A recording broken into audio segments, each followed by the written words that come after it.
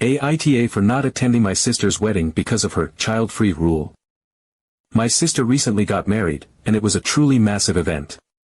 She had spent the better part of a year meticulously planning every single detail.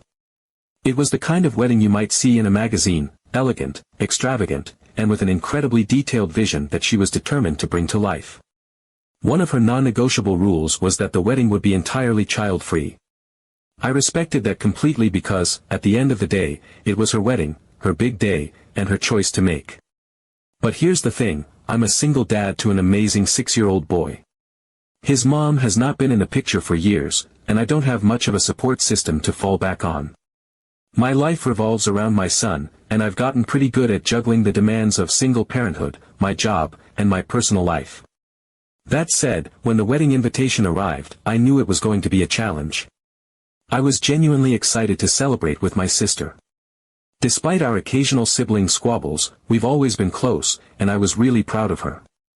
I wanted to be there for her on one of the biggest days of her life. But as soon as I saw the child-free note on the invite, my heart sank a little. I knew this was going to be complicated. I reached out to my sister pretty early on, months before the wedding, to explain my situation. I told her that I really wanted to be there, but because of my responsibilities as a single parent, it would be tough to make it work. I asked if there was any flexibility with the child-free rule, just for my son, or if there was some kind of compromise we could come up with. I wasn't trying to ruin her vision or be difficult, but I was genuinely stuck. Her response was immediate and firm, absolutely no exceptions. She said she wanted a child-free wedding for a reason and that making one exception would open the floodgates for others to demand the same. I get it, I really do. It's her wedding, and she's entitled to set her rules. But that left me with a problem. Without any family members available to help, I would need to hire a babysitter for the entire day, and since the wedding was out of town, it would have to be someone who could come with me and stay overnight in a hotel with my son. I thought this was a reasonable compromise. I wasn't asking for my son to attend the ceremony or reception, I just needed someone I trusted to be nearby while I was at the event. But when I ran this idea past my sister, she shot it down. She said that even having my son in the same hotel violated the spirit of her child-free wedding and that I needed to figure it out like everyone else. I was pretty taken aback by her reaction. I wasn't trying to be difficult, but as a single dad with limited resources, my options were pretty slim. I asked if she'd be willing to help cover the cost of a sitter since attending her wedding would already require travel, a hotel, and taking time off work. She flat out refused, saying it wasn't her responsibility and that if I couldn't handle it, maybe I shouldn't come. That stung. But I still tried. I spent weeks looking for someone who could watch my son. I asked friends, coworkers, neighbors, anyone I could think of, but no one was available for an overnight gig. I even tried contacting professional babysitting services, but the logistics and cost made it almost impossible to pull off. When the date got closer and I still hadn't found a solution, I finally had to tell my sister that I wouldn't be able to attend. I let her know how sorry I was and how much I wished I could be there, but I couldn't leave my son alone or with someone I didn't trust just to make it work. Her reaction was explosive. She called me selfish and accused me of not caring about her big day.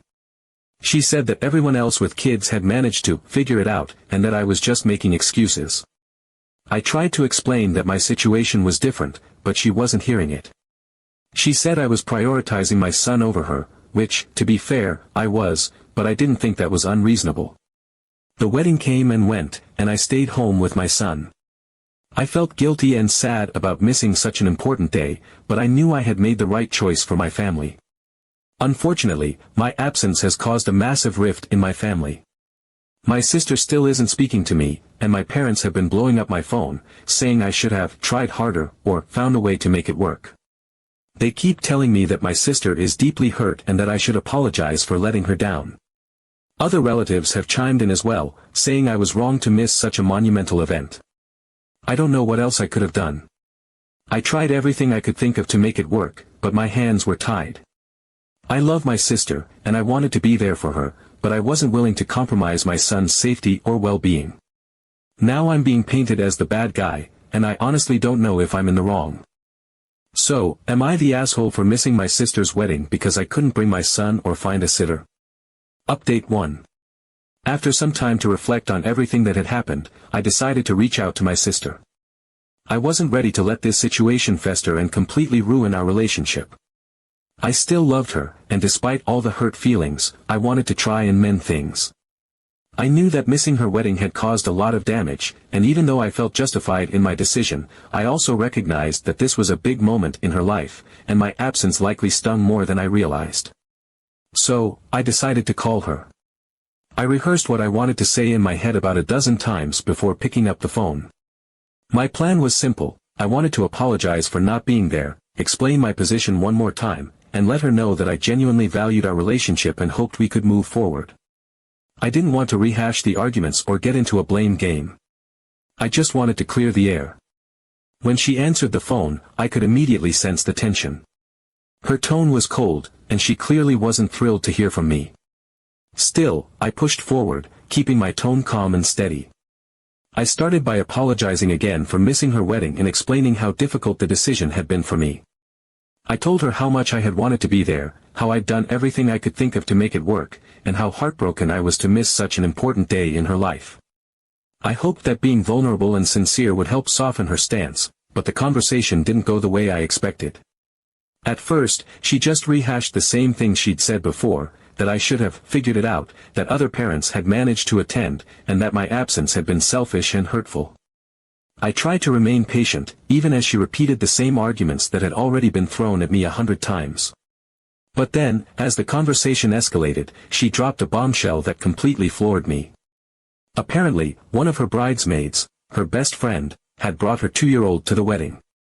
My sister explained that her friend had run into a last-minute childcare issue, and because it was an emergency, my sister had made an exception and allowed the toddler to attend both the ceremony and the reception. She said it wasn't a big deal because it was a one-off situation, and she trusted her friend to handle it discreetly. My jaw practically hit the floor. I couldn't believe what I was hearing.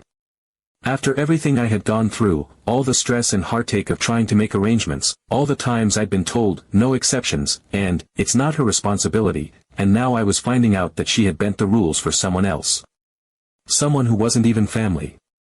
I tried to process what she was saying, but the more I thought about it, the more betrayed I felt. I had spent weeks trying to find a solution, even suggesting compromises like hiring a sitter to stay in the hotel with my son, only to be told that it violated the spirit of her child-free wedding. And yet, when her friend couldn't find a babysitter, my sister had suddenly decided that exceptions were okay. I felt like I had been slapped in the face. I pointed out the glaring double standard and told her how hurt I was by her decision. I explained that it felt like she didn't value me or my son as much as she valued her friend and her friend's child. But instead of apologizing or even acknowledging my feelings, she doubled down. She said that her friend's situation was different and that I was being petty by bringing it up. She accused me of using this as ammunition to make her look bad, which couldn't have been further from the truth. I was just trying to understand how she could justify this when she had been so rigid with me. The conversation went downhill fast after that. No matter how I tried to explain my perspective, she refused to see my side. She was adamant that her decision had been reasonable and that I was blowing things out of proportion. When it became clear that we were just going in circles, I ended the call. I hung up feeling even more upset and frustrated than before. Over the next few days, I replayed the conversation in my head over and over again. I couldn't shake the sense of betrayal. It wasn't just about the wedding anymore, it was about what her actions said about how she saw me and my son. I understood that the wedding day was important to her and that she wanted everything to be perfect, but this felt personal. Allowing her friend to bring a child while refusing to extend the same grace to her own brother was a clear message, whether she realized it or not. It said that my struggles, my circumstances, and my relationship with her weren't as important as keeping her friend happy. Update 2. After learning that my sister had allowed her bridesmaid's child at the wedding, I couldn't stop thinking about the sheer hypocrisy of the situation. It gnawed at me, like an itch I couldn't scratch. I tried to bury it and move on, but every time my parents called to lecture me about how I had let my sister down, the anger and frustration bubbled back to the surface. Finally, during one of those calls, I couldn't hold it in anymore. I calmly but firmly told them about what I had learned, that my sister had made an exception to her no children rule for her best friend's toddler. I expected them to brush it off, like they had with everything else I'd brought up, but instead, they were silent. For a moment, I thought the call had disconnected. Then my mom finally spoke, and she sounded genuinely shocked. She had no idea this had happened. My dad, who had been stern and critical throughout this whole ordeal, was equally surprised. They both seemed taken aback, which was a small comfort to me. It meant that, at least on some level, they recognized how unfair this was. My mom assured me that she would talk to my sister about it. I wasn't sure what to expect from that conversation, but I appreciated that she was finally willing to address it. A part of me hoped that, once my sister realized how deeply her actions had hurt me, she might apologize or at least acknowledge that she had handled things poorly. Maybe this would be the turning point we needed to move forward. A few days later, my mom called me back. Her tone was different, quieter, more subdued. She told me that she had confronted my sister about the bridesmaid's child and that my sister had admitted it was true. At first, I felt a flicker of hope that maybe this would lead to some resolution. But then my mom dropped the rest of the story. Apparently, my sister didn't see anything wrong with what she had done. She had doubled down, insisting that her friend's situation had been a real emergency, and that it was completely different from mine. My mom tried to explain how unfair it looked, especially given how hard I had worked to find a solution, but my sister wasn't having it. Instead of apologizing, she shifted the blame back onto me. She told my mom that my absence wasn't just about the child-free rule, it was about me not making her feel important enough. She claimed that if I had really cared about her and her wedding, I would have moved mountains to be there, no matter what. Hearing that felt like a gut punch. I had spent weeks agonizing over this decision, losing sleep, and feeling torn between my responsibilities as a parent and my love for my sister. And yet, despite all of that, she was framing my absence as a personal slight, as though I had intentionally chosen not to prioritize her. It was so far from the truth that I didn't even know how to respond. I thanked my mom for telling me but told her I needed some time to process everything. Unfortunately, the surprises didn't stop there. A few days later, my dad called me. He told me that my sister had been venting to him about the situation and that during one of their conversations, she had casually mentioned that she regretted even inviting me to the wedding in the first place. According to her, inviting me had been a mistake because single parents always bring drama. Those were her exact words. My dad didn't seem to realize just how devastating it was to hear that, but for me, it felt like someone had ripped the floor out from under me. I've always been proud of how I've handled being a single dad. It hasn't been easy, but I've worked hard to build a stable, happy life for my son. To hear my sister reduce my entire life and struggles to bringing drama was heartbreaking. It wasn't just dismissive, it was cruel. I've always supported her, even when our lives were drastically different. I've been there for her during breakups, career changes, and countless other moments when she needed someone to lean on. And now, she was acting like my circumstances made me an embarrassment or a burden. My dad tried to mediate, saying that my sister was just emotional and didn't mean it, but the damage was already done. I couldn't unhear those words. They echoed in my mind every time I thought about her, making it impossible to imagine how our relationship could ever go back to what it was. In the days that followed, my parents found themselves caught in the middle. My mom, who had initially been so firmly on my sister's side, seemed to be wavering. She admitted that my sister's actions were unfair but also insisted that I needed to be the bigger person and let it go. My dad, meanwhile, kept trying to play both sides, telling me to apologize for missing the wedding while simultaneously telling my sister to cool it with the harsh comments. Their attempts to mediate only made things worse. Every time they called, I felt like I was being dragged back into the same exhausting cycle of blame and justification. At this point, I started to distance myself from the situation. I stopped answering every call from my parents and decided to take a step back from my sister entirely. I needed to focus on my son and my own well-being. The stress of this whole ordeal had been weighing on me heavily, and I couldn't keep pouring energy into a relationship that felt so one-sided. That decision wasn't easy. I've always valued family, and cutting ties with my sister, even temporarily, felt like admitting defeat. But I also realized that I couldn't keep prioritizing her feelings over my own or letting her dismiss my life and struggles as drama. If she wanted to repair our relationship, she would need to meet me halfway. Until then, I wasn't going to keep chasing after someone who clearly didn't value me the same way. I don't know what the future holds for my relationship with my sister. Maybe, with time, she'll come to see how unfair she was and reach out to make amends. Or maybe this will be the beginning of a long and painful rift in our family. For now, I'm focusing on what matters most, being the best dad I can be to my son and surrounding myself with people who truly value and support me. Update 3. About a month after the wedding drama, just as I was starting to regain a sense of normalcy, I found a letter in my mailbox from my sister. My first reaction was a mix of apprehension and curiosity.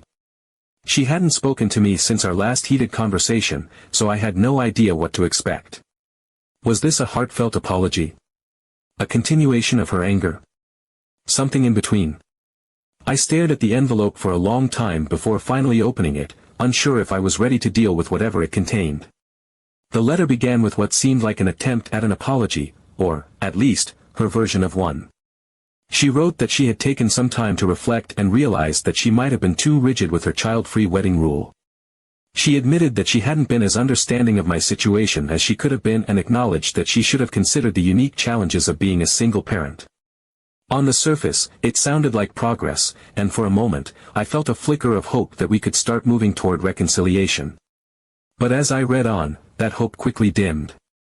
While she admitted to being too rigid, she also wrote that I had been overly sensitive and accused me of letting the situation spiral out of control.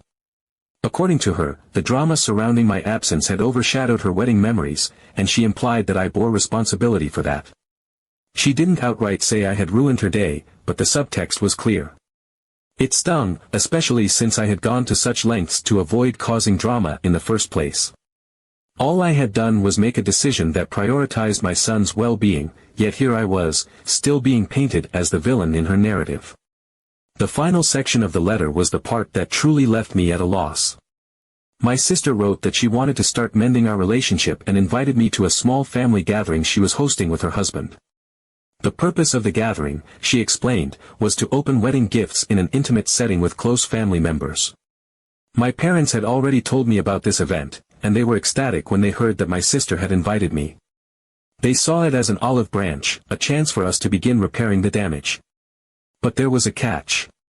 While she said my son was welcome to attend, she added a condition: he would need to stay in a separate room with supervision during the gathering. She justified this by saying that it was important for the focus to stay on the couple, and that having a child present could be distracting. Reading that line, I felt a familiar wave of frustration and disappointment wash over me. Once again, my sister was framing my son as an inconvenience, as though his mere presence would detract from her event. It felt like a continuation of the same dismissive attitude that had started all this in the first place. I spent the next few days grappling with what to do. On one hand, I genuinely wanted to mend things with my sister. She's family, and despite everything, I missed the bond we used to have. I knew my parents were desperate for us to reconcile and were putting a lot of hope into this gathering as a turning point. But on the other hand, the idea of isolating my son yet again didn't sit right with me. It felt like sending a message that his feelings didn't matter, that he was somehow less than, in the eyes of our family. And I couldn't shake the fact that my sister's so-called apology had been laced with blame and conditions. I decided to talk to my son about it. He's only 6, but I've always believed in being honest with him in an age-appropriate way. I explained the situation as simply as I could and asked how he felt about going. His response was immediate: he said he'd rather stay home and watch movies with me. He didn't say it with any sadness or resentment, he just seemed genuinely uninterested in attending. And honestly, that made my decision easier. I realized that I wasn't just thinking about my sister's actions anymore, I was thinking about the kind of example I wanted to set for my son. So I declined the invitation. I wrote my sister a brief but polite note thanking her for the gesture but explaining that I didn't feel comfortable with the conditions she had attached to my son's attendance. I told her that I was open to having a conversation about rebuilding our relationship in the future but that I couldn't accept an invitation that made my son feel excluded or unwelcome. I kept it respectful but firm, and I mailed it off without overthinking it. When my parents found out, they were disappointed, though not entirely surprised. My mom called me and tried to convince me to reconsider, saying that the event was a perfect opportunity to smooth things over, and that I should just let the past be the past. My dad chimed in with his usual refrain about being the bigger person. But I stood my ground. I told them that I wasn't willing to teach my son that we had to accept being treated like second-class citizens just to keep the peace. The gathering came and went, and as expected, my absence became another point of contention. My sister apparently made a big show of telling everyone that she had extended an olive branch, and that I had chosen to reject it. My parents relayed this to me with an exasperated tone, as though I was the unreasonable one. But I felt no regrets. For the first time in this whole ordeal, I felt like I had done what was truly right for both myself and my son. In the weeks that followed, I began to see the situation more clearly. My sister's apology, while appreciated, had come with strings attached. Her invitation, though seemingly generous, was yet another attempt to control the narrative and the dynamics of our relationship. It wasn't about reconciliation, it was about maintaining her sense of superiority while offering me a way to grovel back into her good graces. And that wasn't something I could accept. At this point, I've decided to focus on the relationships that truly matter, my son, my friends, and the family members who treat us with the respect and kindness we deserve. If my sister ever decides to genuinely address the hurt she's caused and approach me with a sincere desire to rebuild our relationship, I'll be open to that. But until then, I'm done bending over backward to accommodate someone who sees my life as an inconvenience.